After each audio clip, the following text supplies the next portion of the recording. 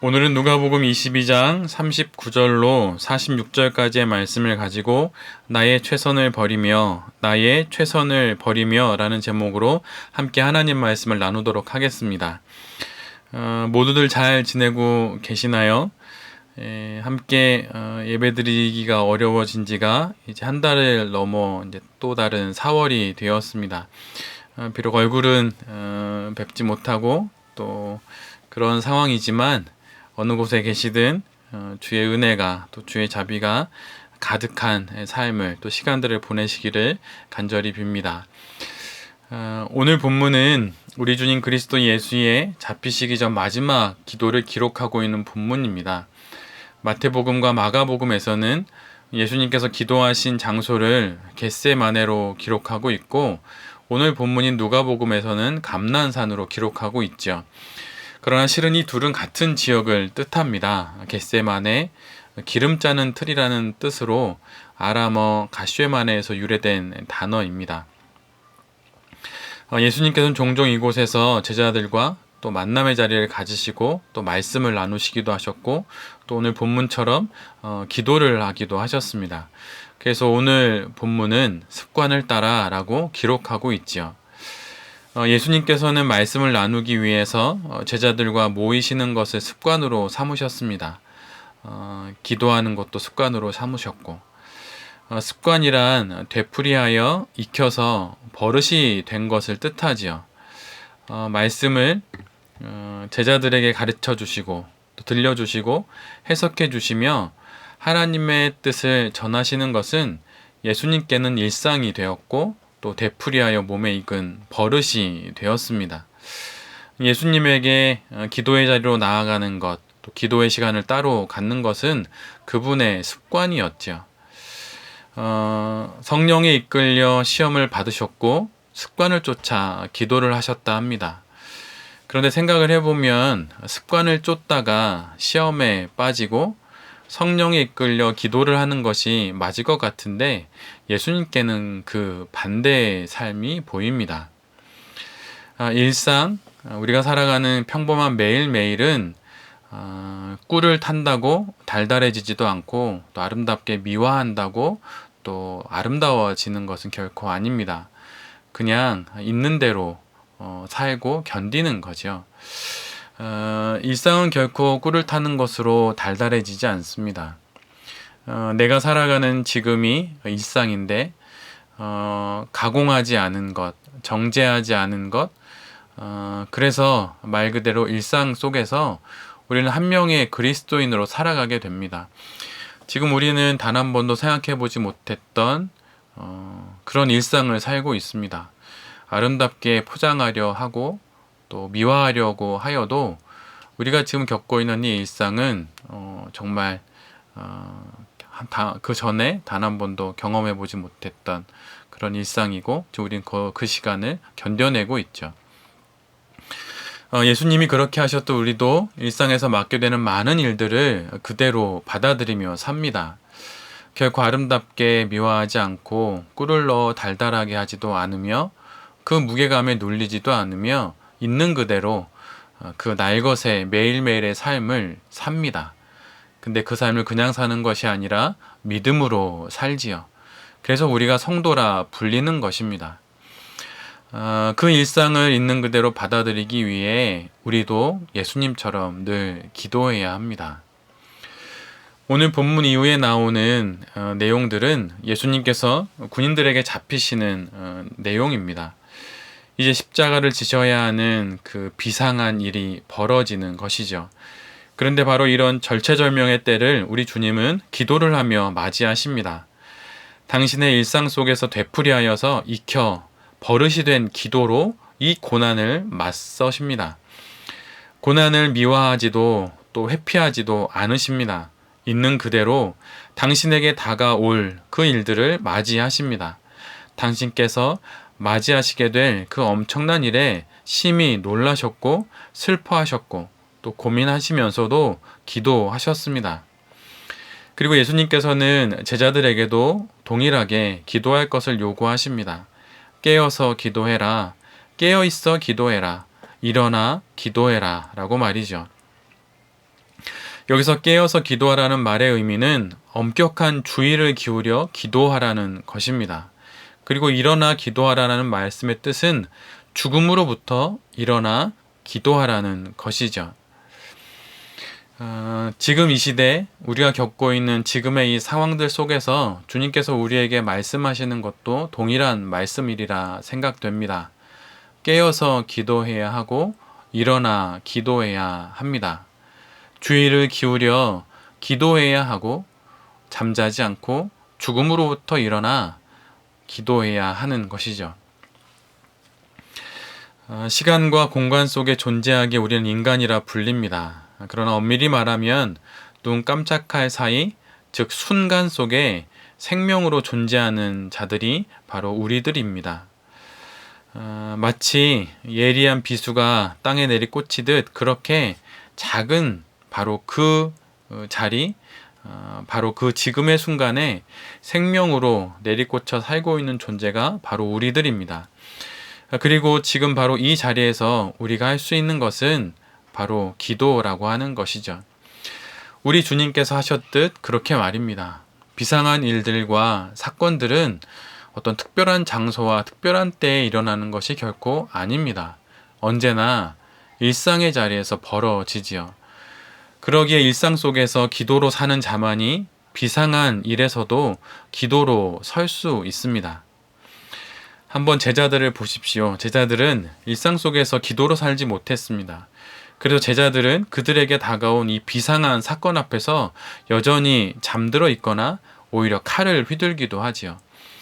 만약 제자들이 기도의 사람들이었다면, 일상 속에서 기도하는 사람으로 살았다면, 그래서 되풀이하여 몸에 익은 버릇이 되었다면 그들은 결코 이 땀이 피가 되도록 흐르시기까지 기도하시는 그 주님 옆에서 잠을 잘 수는 없었을 것입니다.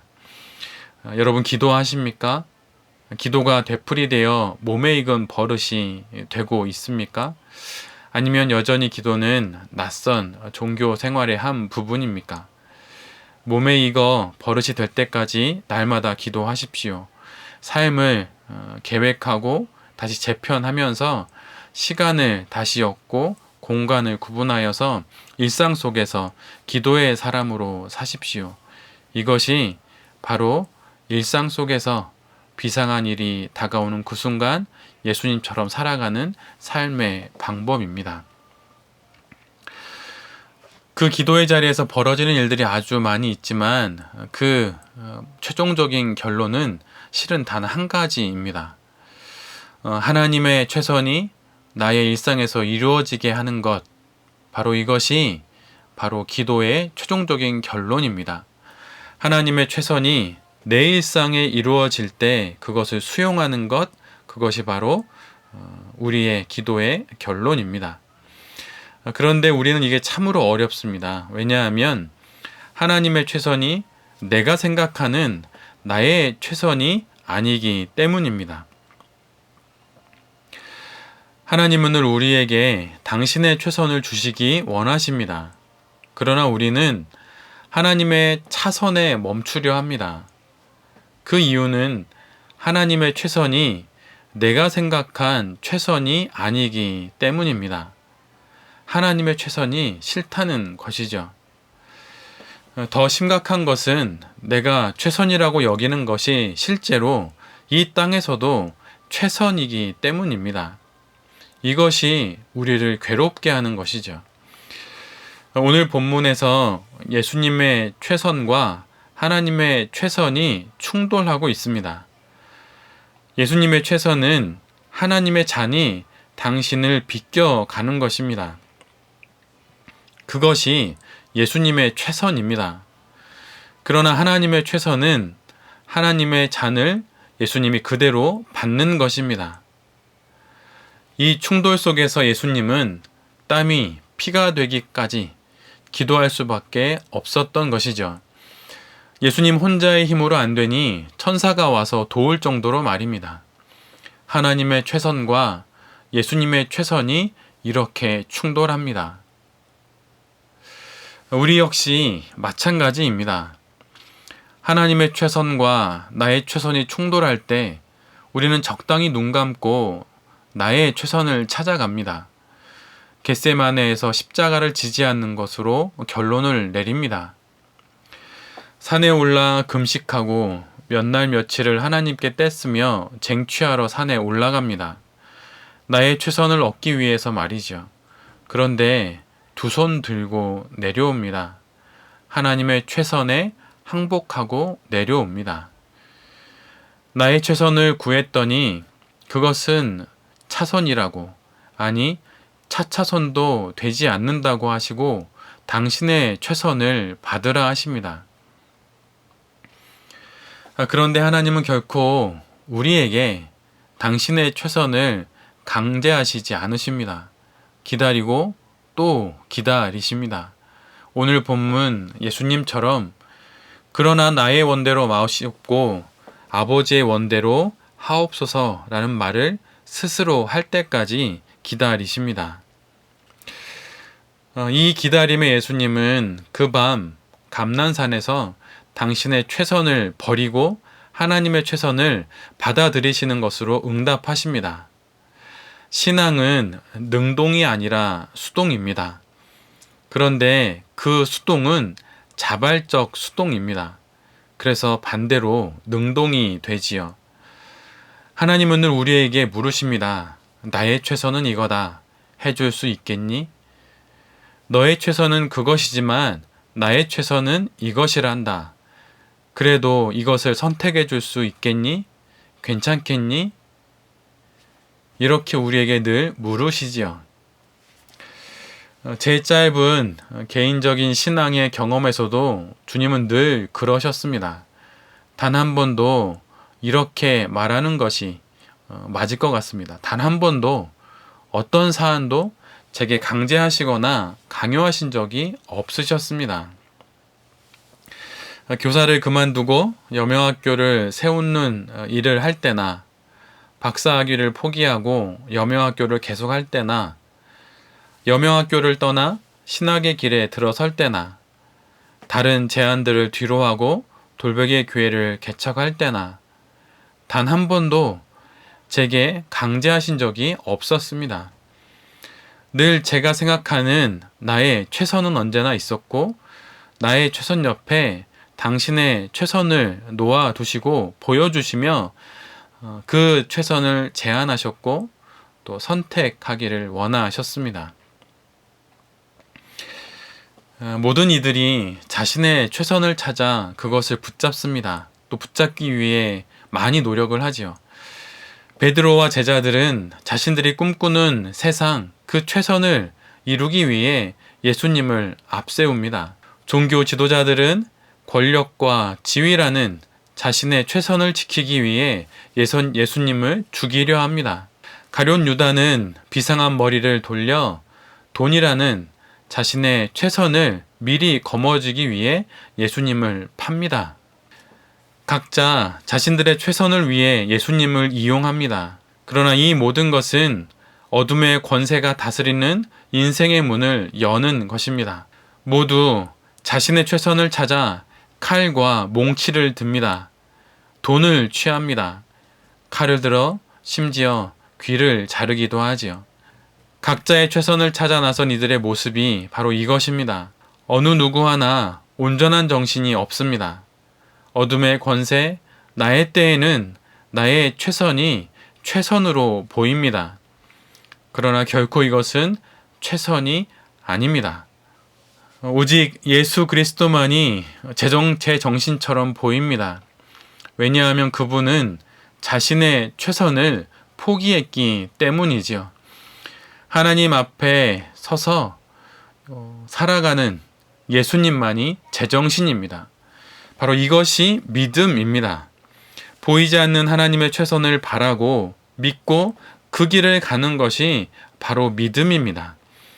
나의 최선, 내 눈에 환히 보이는 최선을 내려놓고 하나님의 최선을 따라 가는 것이 바로 믿음입니다.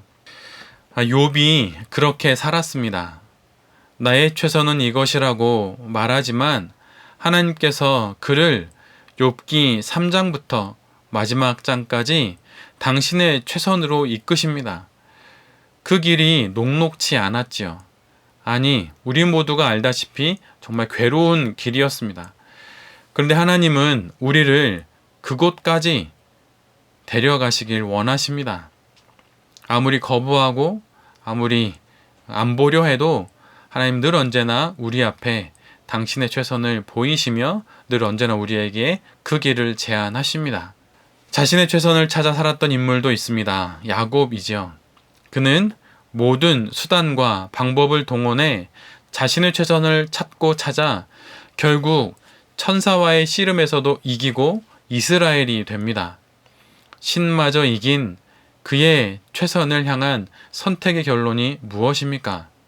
창세기 47장 9절에 그의 고백이 있습니다. 야곱이 바로에게 아뢰되 내 나그네 길의 세월이 130년이니이다. 내 나이가 얼마 못되니 우리 조상의 나그네 길의 연조에 미치지 못하나 험악한 세월을 보내었나이다. 이것이 자기의 최선을 따라 산 자의 마지막 고백입니다. 자신의 최선을 버리고 하나님의 최선을 택하신 예수님의 마지막은 그러면 무엇입니까? 요한복음 19장 30절에 이런 말씀이 있습니다. 예수께서 신 포도주를 받으신 후에 이르시되 다 이루었다. 다 이루었다.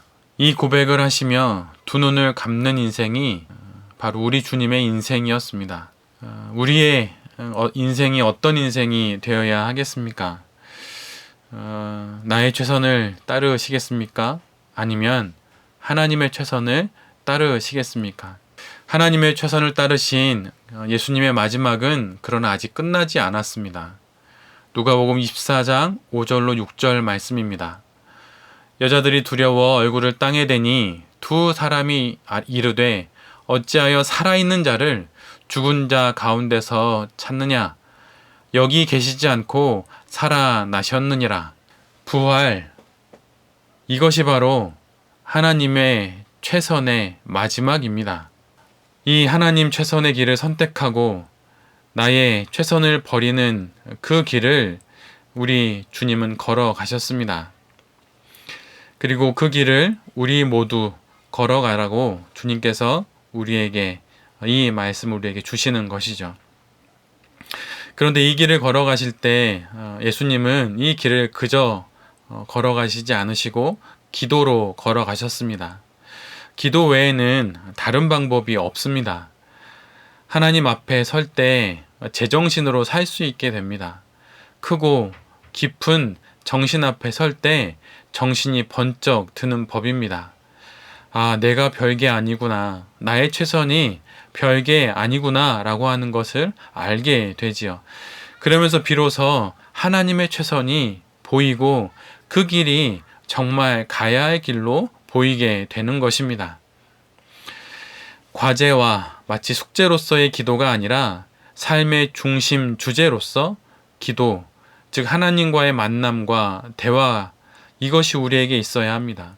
그리고 이것을 통해 우리는 하나님의 최선의 길로 걸어갈 수 있게 됩니다. 나의 최선, 하나님 앞에서 차선도, 아니 차차선도 되지 않는 나의 최선을 버리고 하나님의 최선을 보고 그것을 일상 속에서 기도로 잘 받아내는 우리 모두가 되기를 간절히 빕니다. 나의 최선을 버립시다. 정말 우리 모두가 나의 최선을 버렸으면 정말 좋겠습니다. 나의 최선을 버리고 하나님의 최선을 취함으로 이 세상 속에서 비록 세상이 인정해주지 않고 세상이 칭찬해주지 않는다 하더라도 하나님의 칭찬을 바라보며 그 길을 걸어가는 그런 우리 모두가 되었으면 좋겠습니다. 함께 모여 예배를 드리지 못하니 우리의 신앙의 민낯이 그대로 드러납니다. 그리고 아이들과 함께 지내며 아이들의 신앙을 내가 어떻게 돌봤는지 나의 부모로서의 또 모습도 그대로 드러납니다. 하나님이 그러라고 나의 이 모습을 보라고 우리를 이렇게 이런 모습으로 예배드리게 또 하신 것은 아닌지 또 이 가운데 그렇게 은혜를 또한 보게 됩니다. 나의 최선을 버리고 하나님의 최선을 취하는, 또 그 길을 선택하는 우리 모두가 되어서 또 새롭게 시작하는 이 4월의 한 달도 하나님의 최선의 길들을 기도로 잘 걸어가는 우리 모두가 되어서 언젠가 다시 만나는, 또 함께 예배드리는 그날에 우리 모두가 함께 할 수 있게 되기를, 또 은혜를 함께 나눌 수 있게 되기를 간절히 소원해 봅니다. 모두들 평안하시고 또 다음 예배 때 또 기쁜 마음으로 함께 만나겠습니다. 늘 주님의 자비와 늘 주의 평안을 간절히 빕니다. 제가 기도하겠습니다. 주님, 바로 지금 이 자리에서 기도의 사람으로 살아갈 수 있기를 소원합니다. 기도의 삶이 일상 속에서 되풀이되어 버릇이 되므로 어느 날 갑자기 맞게 되는 비상한 일들 앞에서도 주님처럼 기도하는 자로 서게 하여 주시옵소서.